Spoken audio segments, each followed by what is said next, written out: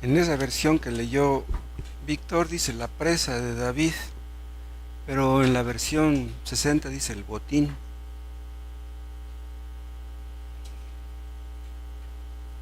Buenas tardes, hermanos.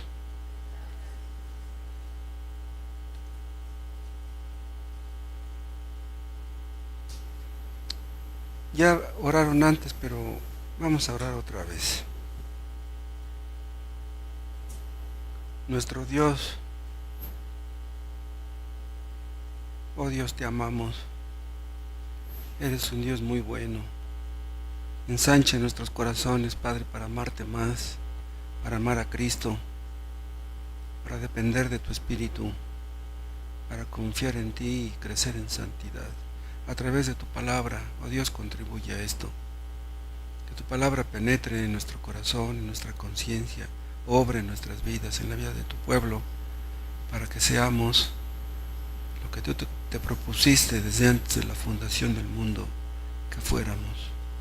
Ayúdanos a entender, capacítanos para obedecer, te lo pedimos por Cristo. Amén. En estas narraciones históricas aprendemos mucho, vemos cómo Dios trata con los suyos, cómo Dios obra en la vida de los suyos. Son fascinantes la vida de los patriarcas, la vida de José, la vida de David. La vida de David no fue intachable, pero podemos aprender de los errores de todos ellos. David se descarrió como una oveja que andaba perdida, pero Dios lo rescató de la ruina, y así como lo hizo con él, pues lo hará con nosotros si nos descarriamos. David era imperfecto, pero pues ¿quién no lo es? Alguien me hablaba en una ocasión de que los biógrafos de Spurgeon tenían la tendencia a hablar de sus virtudes, de sus cualidades, pero que dicen algunos que en realidad él tenía también sus defectos. Pero los biógrafos casi no hablaban de ellos. Pero Dios sí habla de los defectos de los suyos. Dios quiere que aprendamos también de sus errores. Pero a pesar de sus errores y de sus defectos, él era un hombre de fe. Y cualquier persona que tenga fe, o que diga que la tiene, será probado. Dios prueba nuestra fe. Dios quiere que le demostremos que realmente nuestra fe es verdadera, que creemos en Él, porque pues una cosa es decir que tenemos fe en Él y otra cosa es demostrarlo. Dios prueba nuestra fe de muchas maneras: en la casa, con los vecinos, con los compañeros de trabajo, por medio del patrón, por medio de los hijos rebeldes, desobedientes. Cuando Saúl andaba persiguiendo a David, él era muy joven. Lo que estamos leyendo aquí pertenece a esa época. Él era joven. Y llegó un momento que, aunque él era un hombre de fe, su fe le falló. Y eso nos llega a suceder a todos, casi en una época de nuestra vida o en otra. La vida de David corría peligro constantemente. La fe es un don de Dios, la fe salvadora. Y dice el apóstol Pedro en cierta parte que es la fe más preciosa que el oro, más valiosa que el oro. ¿Por qué? Porque la fe es lo que nos une con Dios. Si la fe nos llegara a fallar, imagínense a dónde iríamos a parar. Entonces, Satanás se da cuenta que nuestra fe es algo muy importante. Entonces trata de robárnosla, trata de quitárnosla. Y eso es lo que intenta con todos los creyentes. Estas pruebas que tuvo David no fueron por causa de su fe. Esta que tuvo aquí fue por su falta de fe. Aquí vemos a David estando aliado de los filisteos. ¿Pero cómo? Aliado de los filisteos. Los filisteos eran enemigos de David, enemigos de Israel. Pero su fe le falló porque tanto trataba de matarlo Saúl, que vean lo que dice en 27:1, primera de Samuel 27:1. Dijo luego David en su corazón: al fin seré muerto algún día por la mano de Saúl. Nada por tanto me será mejor que fugarme a la tierra de los filisteos, para que Saúl no se ocupe de mí y no me ande buscando más por todo el territorio de Israel, y así escaparé de su mano. Vean, dijo luego David en su corazón. Cuando escuchamos la voz de nuestro corazón es cuando tomamos malas decisiones. Él hizo mal en irse con los filisteos. O sea, hasta ahorita dice, Dios me ha librado, pero ¿me librará mañana? ¿Me librará pasado mañana? Entonces le dio miedo, dice, no, pues para que no me mate, pues mejor me voy con los filisteos. Para eso no consultó con Dios. Cuando nosotros tomamos decisiones sin consultar con Dios, no podemos esperar que nos vaya bien. Ahí vemos su falta de fe. Se fue con los filisteos y el rey Aquis, rey de los filisteos, les regaló a ellos un pueblito, una pequeña ciudad, para que habitaran ahí David y sus hombres. Vean lo que dice 31. Primera de Samuel 31. Cuando David y sus hombres vinieron a Siclag al tercer día, los de Amalec habían invadido el Negev y a Siclag. Vean, el Negev pertenecía a Israel, Siclag pertenecía a los filisteos, pero fue una ciudad que le fue regalada a David y a sus hombres. Y habían asolado a Siclag y le habían prendido fuego.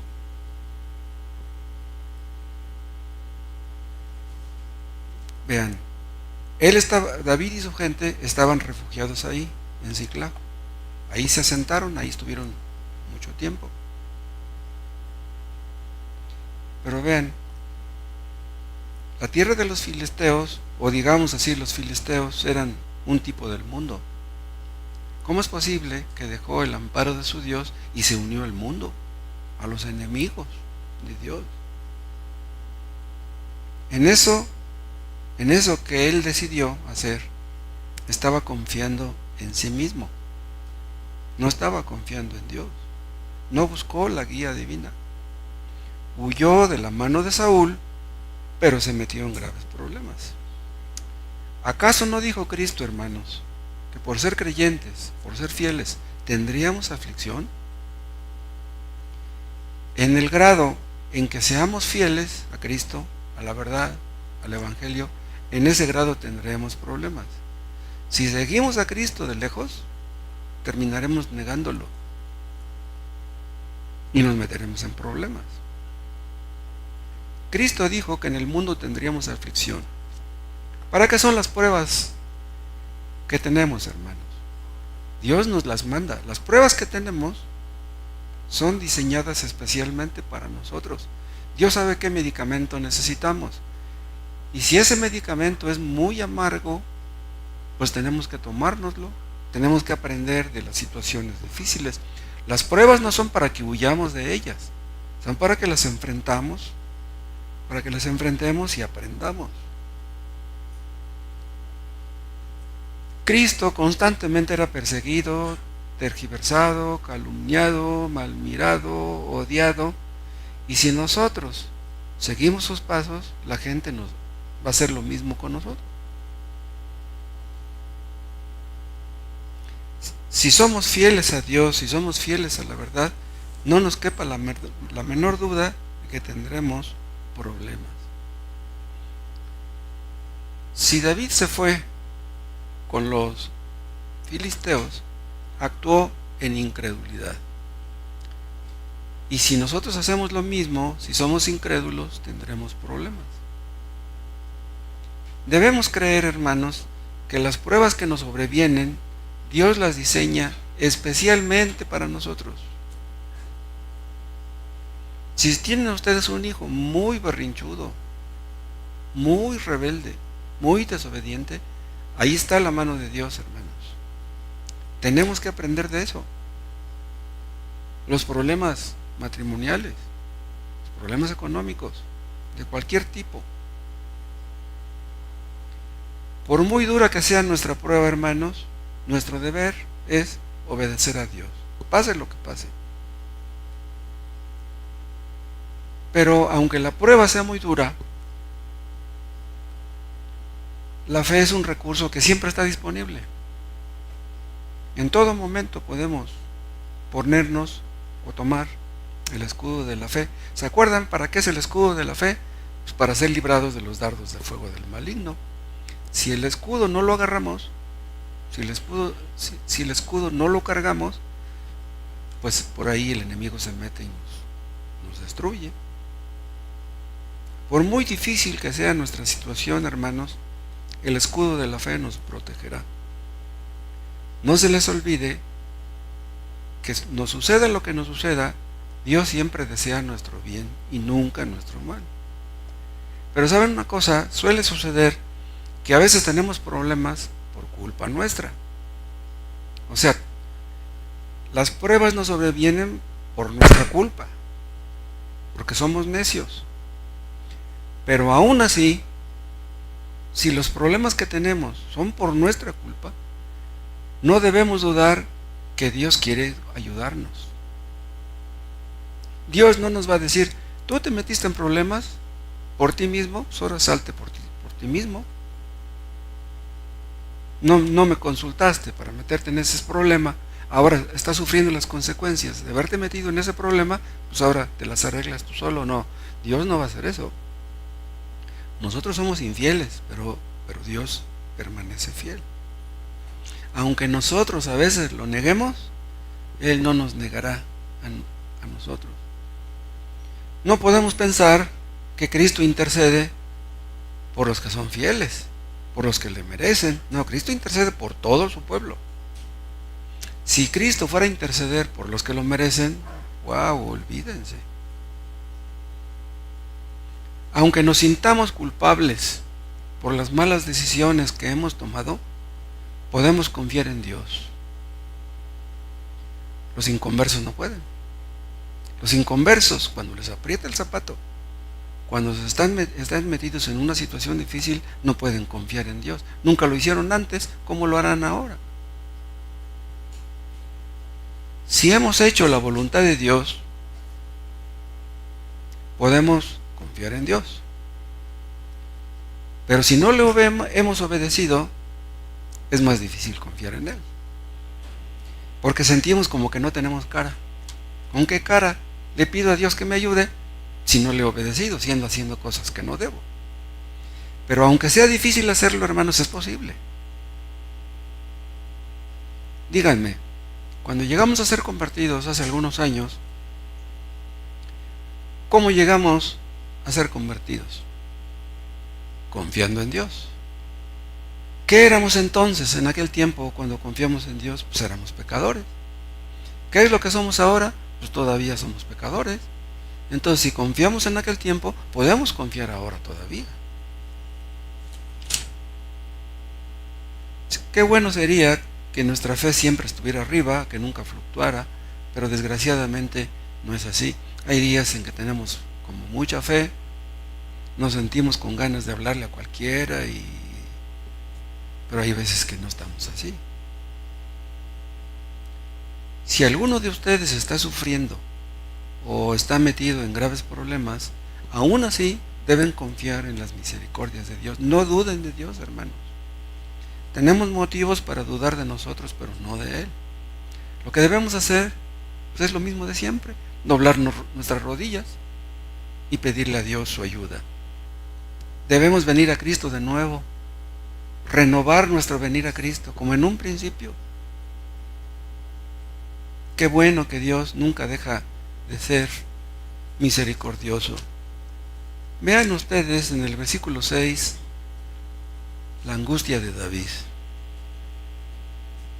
Primera de Samuel 36. Y David se angustió mucho porque el pueblo hablaba de apedrearlo. Vean, el pueblo lo amaba, pero estaban tan angustiados porque se habían llevado a sus mujeres y a sus hijos y muchas cosas preciosas que tenían, que hablaban de apedrearlo. Incendiaron la ciudad. Los hombres de guerra, los que confiaban en él, estaban hablando de apedrearlo. ¿Cómo nos iba a angustiar? Y su angustia fue aumentada porque se acordó que se había pasado con los filisteos sin consultar con Dios. Antes siempre consultaba con Dios, pero ahora no, en este caso no lo hizo. Estaba muy desanimado porque Saúl lo perseguía.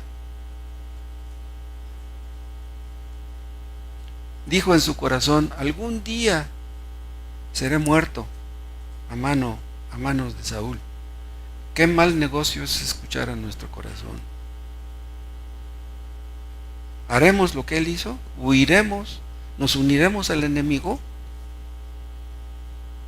Si ustedes, hermanos, están en problemas por andar en sus propios caminos, aún así, deben apoyarse en su Dios. Dios quiere, hermanos, que aprendamos a confiar en Él. Él es un Dios digno de toda nuestra confianza. Los que confían en sí mismos siempre sufren las consecuencias. ¿Se acuerdan lo que dice el sabio Salomón? Fíate de Jehová de todo tu corazón y no te apoyes en tu propia prudencia. Reconócelo en todos tus caminos y Él enderezará tus veredas. Reconócelo en todos tus caminos. No hagas planes sin consultar con Dios. David mintió y fue así que Aquis, el rey de los filisteos, lo acogió. Hizo creer a Aquis que estaría con él incondicionalmente. Le mintió. ¿Puede salir algo bueno de una mentira? Vean primera de Samuel, capítulo 27, en el 11, 27:11. 10. Y decía Aquis, le decía a David: ¿dónde habéis merodeado hoy? Y David decía: en el Negev de Judá, en el Negev de Jerameel, o en el Negev de los eneos. Ni hombre ni mujer dejaba David con vida para que viniesen a Gat, diciendo: no sea que den aviso de nosotros y digan: esto hizo David. Y esta fue su costumbre todo el tiempo que moró en la tierra de los filisteos. Y Aquis creía a David, vean, y decía: él se ha hecho abominable a su pueblo de Israel y será siempre mi siervo. Aquis le creía a David, pero David le mintió. Les hizo creer a todos los filisteos que él siempre les iba a ser fiel. Hay un salmo donde dice el rey David: el que habla mentiras no se afirmará delante de mis ojos. David odiaba la mentira. Todos los cristianos debemos odiar la mentira. Dios odia la mentira. David odiaba a los mentirosos, pero véanlo, está mintiendo. Sicla fue quemada. Sus mujeres, de todos ellos, fueron cautivas. Sus hijos, sus hombres hablan de apedrearlo. Hermanos, los que nos rodean pensarán, dirán que somos mentirosos. Queremos que Dios nos bendiga y somos mentirosos. ¿Entienden ustedes por qué David se angustió mucho? Si él no hubiera mentido, si él no se hubiera ido con los filisteos, no hubiera sucedido eso. Dios lo hubiera guardado. David se puso del lado de los enemigos de Dios. David estaba de guarura de un filisteo, de uno de los enemigos de Dios.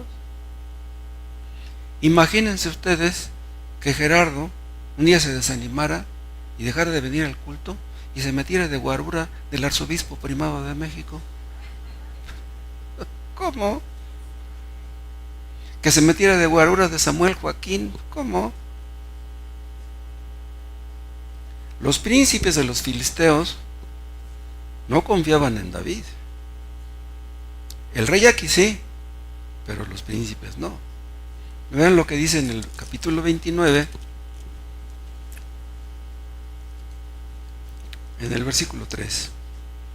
Y dijeron los príncipes de los filisteos: ¿qué hacen aquí estos hebreos? Y aquí respondió a los príncipes de los filisteos: ¿no es este David, el siervo de Saúl, rey de Israel, que ha estado conmigo por días y años, y no he hallado falta en él desde el día que se pasó a mí hasta hoy? Entonces los príncipes de los filisteos se enojaron contra él y le dijeron: despide a este hombre, para que se vuelva al lugar que le señalaste, y no venga con nosotros a la batalla.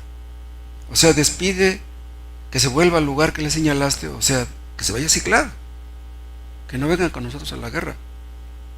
No sea que en la batalla se nos vuelva enemigo, porque ¿con qué cosa volvería mejor a la gracia de su Señor que con las cabezas de estos hombres? Bien, los príncipes de los filisteos no confiaban en David. Pero imagínense que David hubiera ido a la batalla en contra de los filisteos. ¿Qué hubiera pasado si en la guerra contra los filisteos hubieran matado a Jonatán y a Saúl? ¡Qué horror! ¡Qué tremendo hubiera sido eso! ¿Cómo es posible que siendo él creyente está peleando con otros creyentes? Regresó a Ciclag, ya después de que le dijo el rey que se regresara, y fue cuando encontró ya quemada la ciudad y sus mujeres cautivas y sus hijos prisioneros. Por eso se angustió. ¿Se acuerdan ustedes, hermanos, cuando Pedro negó a Cristo? Lo seguía de lejos. Cuando seguimos a Cristo de lejos, ya le estamos negando. Debemos seguirle de cerca. Lo reconocieron, lo acusaron de ser uno de los seguidores de Jesús y él lo negó. Traidor y mentiroso. Pedro traicionó a Cristo y mintió. No, dice, ni lo conozco, no sé quién es él. ¿Y qué sucedió después? Lloró amargamente. Pero como no iba a llorar amargamente, estaba actuando inconsecuentemente. Era incongruente. Regresa David y su gente y encuentran todo quemado. Y vean lo que dice el 4. Entonces David y la gente que con él estaba alzaron su voz y lloraron hasta que les faltaron las fuerzas para llorar. Y lo peor de todo es que sus hombres hablan de apedrearlo, dice el versículo 6. Estaban furiosos. ¿Cómo no se iba a angustiar mucho? Pero vean ustedes cómo David se fortalece en su Dios en el versículo 6 al final. Vean todo el 6. Y David se angustió mucho porque el pueblo hablaba de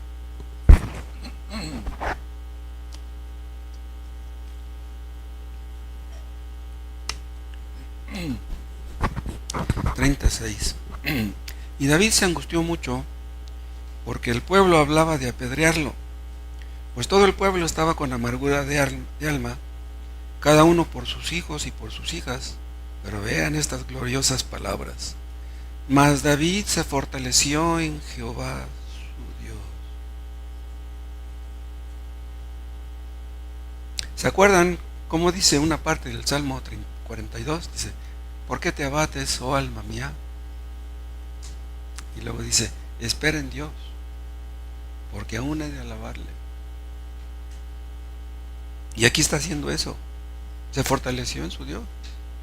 Hermanos, si estamos desanimados, deprimidos, tristes, ¿quién nos va a fortalecer? ¿Algún hermano que nos diga échale ganas? ¿Nuestra pareja? La fortaleza espiritual, hermanos, se deriva de una buena relación con Dios, no de una buena relación con nuestra pareja. Nuestra paz, nuestro gozo se deriva de una buena relación con Dios. Un creyente puede tener paz y gozo aunque no se lleve bien con nadie. Que eso no va a suceder. Un creyente tiene la tendencia a llevarse bien con todos. A veces no se puede. Pero si estamos bien con Dios, si tenemos comunión con Dios, aunque nadie nos ame, aunque nadie nos aprecie, aunque todos nos calumnien, no hay problema. David no buscó fortaleza en sus incondicionales. La gente lo amaba. Hay casos en que Dios nos acorrala y nos hace ver que solamente Él puede ayudarnos. Él entendió que si Dios no lo ayudaba en esos momentos, nadie podría. Pero vean, en esos momentos Él estaba volviendo en sí. Él ya pudo caer en la cuenta de que había hecho mal en irse con los filisteos. Había cometido un error. Pero cuando Dios nos muestra que hemos cometido un error, eso es con la esperanza, vamos a decir así, pues de que corrijamos el camino. Malo, cuando Dios nos abandona y ya no nos muestra nuestros errores. Si Dios te está diciendo que estás mal en algo, pues es que quiere que cambies esa actitud.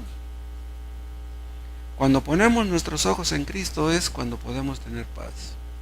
Ahí deben estar siempre nuestros ojos, en Cristo. Si hemos pecado, hermanos, debemos poner nuestros ojos y nuestras esperanzas en aquel a quien hemos ofendido. Y debemos decir como Jacob, ¿se acuerdan? Ahí en Génesis 32, que le dice al ángel de Jehová, no te dejaré si no me bendices. En esos momentos en que estaba afligido David, se acordaría del amor eterno de Dios. Dios nos da su amor y luego nos lo quita. Como piensan los arminianos, Dios me ama si le obedezco, pero si cometo un pecado y ya pierdo mi salvación. Pobre gente, imaginan que Dios me ama y al ratito ya me dejó de amar. ¿Han ustedes, hermanos, descuidado la oración? Mal hecho. Pero no olviden, hermanos, ese amor incomprensible, ese amor que no podemos entender. En los momentos en que David estaba afligido, tal vez se acordaba de tantos salmos que ya, algunos salmos que ya había escrito. David empezó a escribir salmos desde muy joven.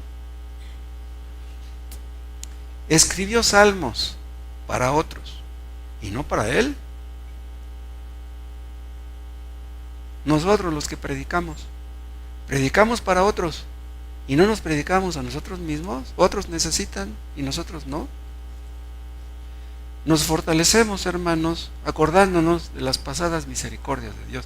¿De dónde nos sacó Dios? ¿En dónde nos ha colocado? Dios nos dio su Espíritu Santo. ¿Será posible que nos lo quite?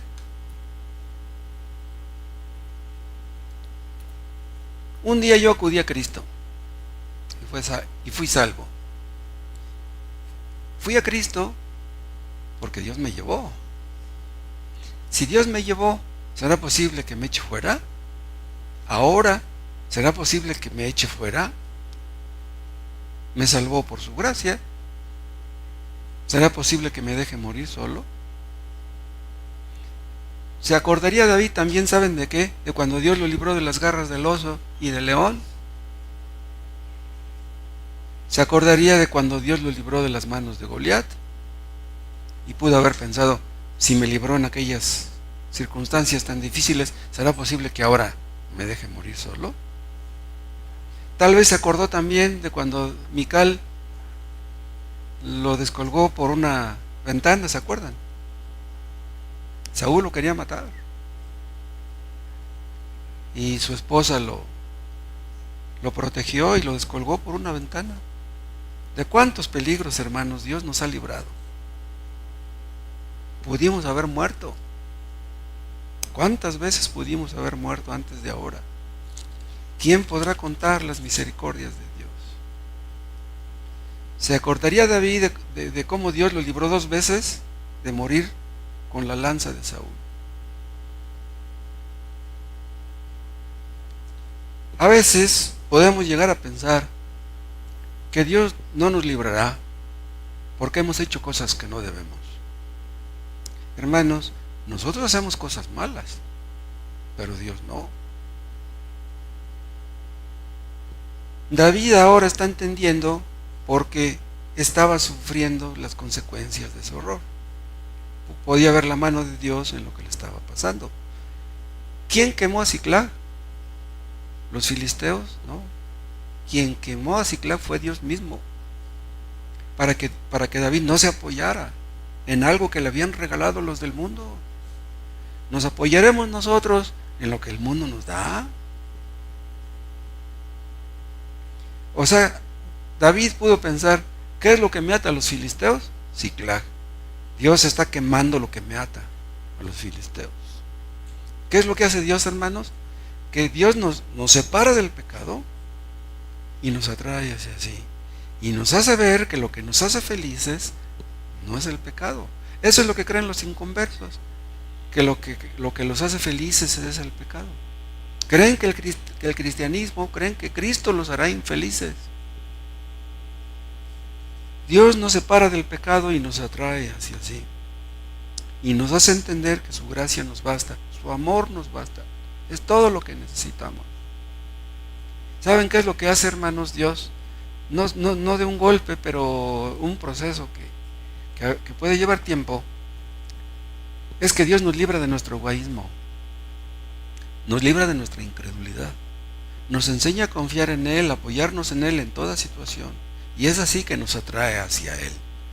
Nos hace entender que Él es lo mejor, lo más importante. Entonces, vean, Dios quemó a Siclag porque amaba a David. Dios alejó a David de la alianza de los filisteos para hacerle comprender que es a Dios a quien necesitaba. Hermanos, no es más dinero lo que necesitamos. No es comprensión ni amor de la gente lo que necesitamos. No es una casa más grande y más bonita o una casa propia. No es un mejor sueldo lo que necesitamos. ¿Se acuerdan de ese texto donde dice David en el Salmo 119, antes de que fuera humillado, descarriado andaba? Ahora entendía eso. Por eso andaba descarriado, por eso Dios quemó a Siclag. Dios no nos humilla, hermanos, porque nos odia. Dios no quema nuestro Siclag porque quiera nuestro mal. Cuando somos afligidos, cuando sufrimos, cuando estamos en problemas, podemos ver el amor de Dios. Dios nos disciplina porque nos ama, porque es fiel. Y si estamos con Cristo, hermanos, y nos tomamos de su mano, la tempestad no nos ahogará. Ahora vean ustedes cómo David consulta con su Dios. Vean en el versículo 7, 37. Y dijo David al sacerdote Abiatar, hijo de Ahimelech, yo te ruego que me acerques el ephod. Y Abiatar acercó el ephod a David. Y David consultó a Jehová diciendo, ¿perseguiré a esos merodeadores? ¿Los podré alcanzar? Y él le dijo, síguelos, porque ciertamente los alcanzarás y de cierto librarás a los cautivos. Cuando David se acordó de Dios, fue cuando quiso conocer su guía. Pero ven, él quiso consultar con Dios antes de ir detrás de los filisteos. Porque él pudo haber dicho, ¿saben qué? Agarren sus caballos, agarren sus armas, y vamos tras ellos. Y en el caballo vamos orando. No, él quiso primero consultar con Dios qué es lo que tenía que hacer.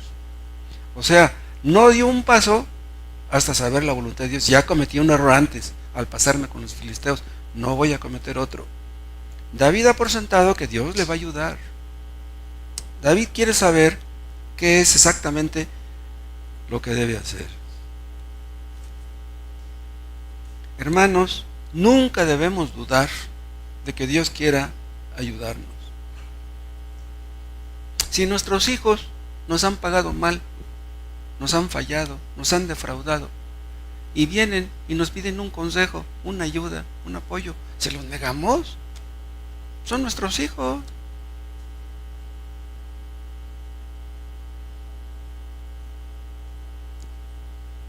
David entiende que Dios quiere ayudarle, pero también entiende que él debe hacer algo.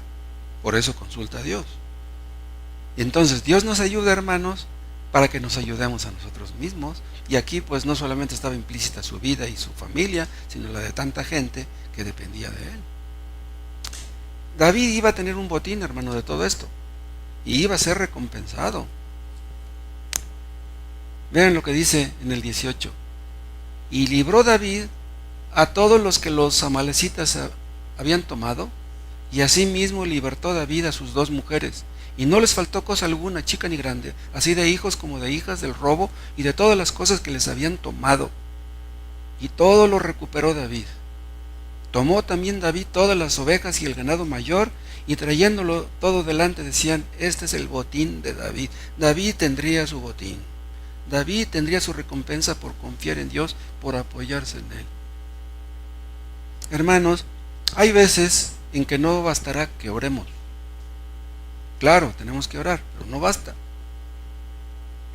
Acuérdense de esto. Debemos creer que todo depende de Dios, pero debemos creer que todo depende de nosotros. Aquí no hay ninguna contradicción. Todo depende de Él como soberano. Todo depende de nosotros porque es nuestra responsabilidad. No basta con que oremos por nuestros hijos. Una madre, un padre puede estar orando por sus hijos y es posible que Dios no escuche su oración.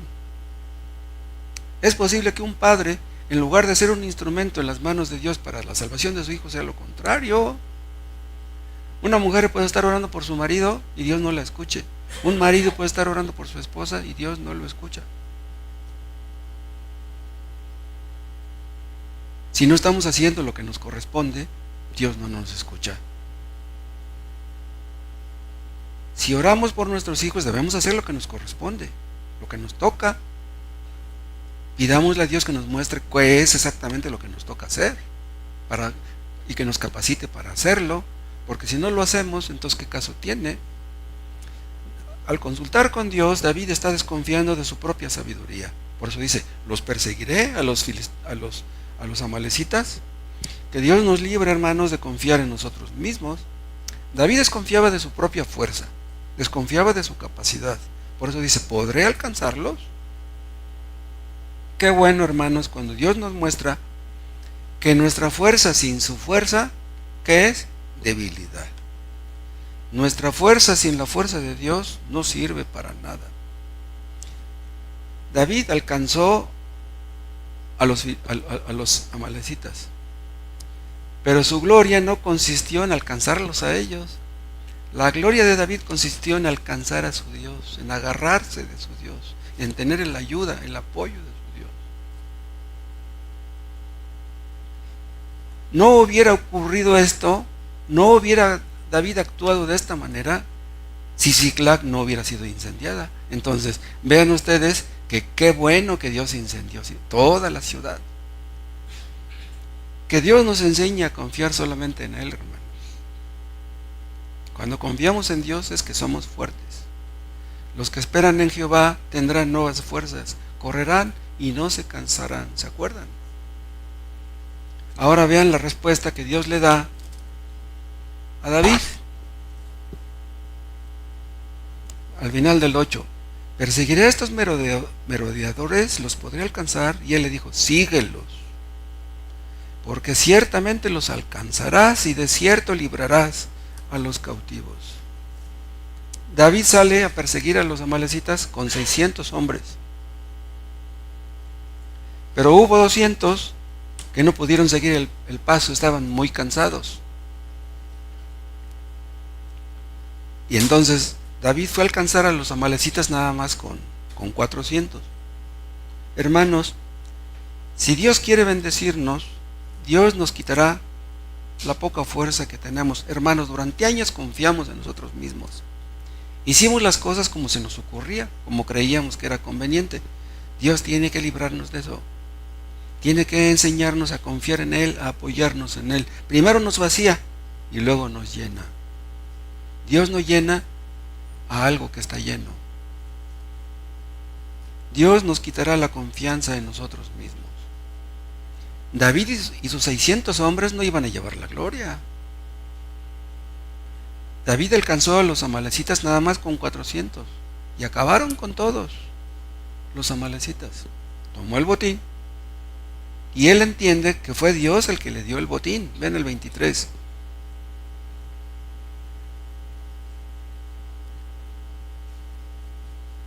Ven el 21. Y vino David a los 200 hombres que habían quedado cansados y no habían podido seguir a David, a los cuales habían hecho quedar en el torrente de Besor, y ellos salieron a recibir a David y al pueblo que con él estaba. Y cuando David llegó a la gente, le saludó con paz. Entonces todos los malos y perversos entre los que habían ido con David respondieron y dijeron: porque no fueron con nosotros, no les daremos del botín que hemos quitado, sino a cada uno su mujer y sus hijos, que los tomen y se vayan. Estaban bien enojados con los que no quisieron ir con ellos. Y David dijo: no hagáis eso, hermanos míos. De lo que nos ha dado Jehová, quien nos ha guardado y ha entregado en nuestra mano los merodeadores que vinieron contra nosotros, dice. Ven, aquí David entiende que el botín no lo obtuvo él por su fuerza. Él entiende que el botín que recogió fue porque Dios se lo dio.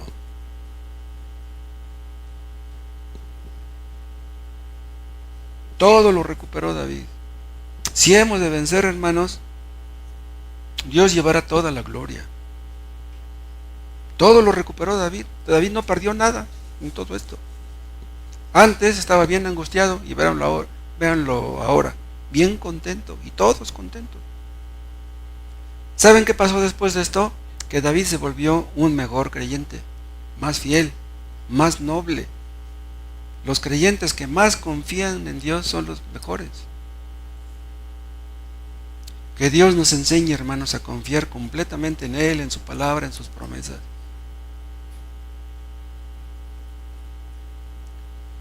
Al final del 20 dice: este es el botín de David.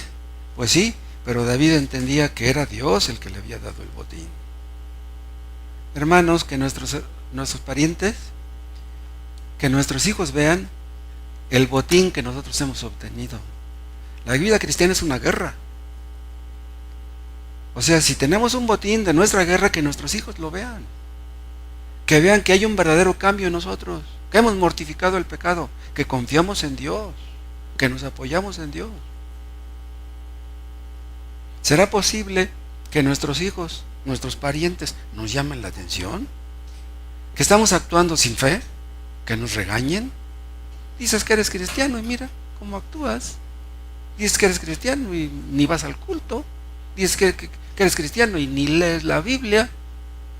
Entonces, ¿quieres que actúe yo como cristiano y tú no actúas como cristiano?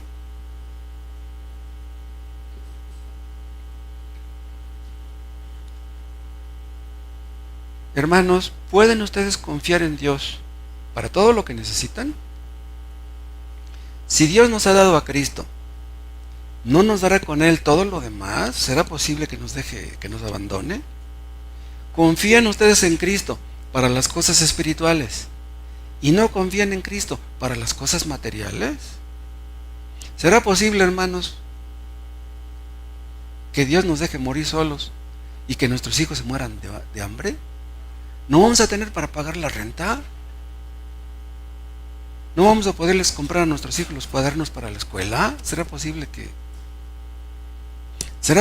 Dios nos vaya a llevar al cielo y mañana no vamos a poderles darles de comer a nuestros hijos?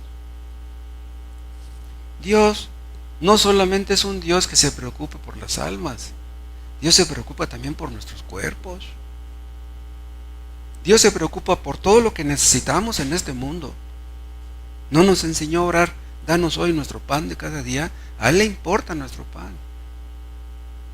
Y fíjense cómo dice el Padre Nuestro: danos nuestro pan de cada día. O sea, es un pan que es nuestro porque Cristo lo compró para nosotros. O sea, es como decir, es nuestro por derecho, por lo que Cristo hizo. ¿Cómo es posible que nos abandone? Él es el dueño del oro y de la plata. Nuestro problema, hermanos, nunca es nuestra falta de dinero. Y si una persona piensa que su problema principal es el dinero, eso es falso.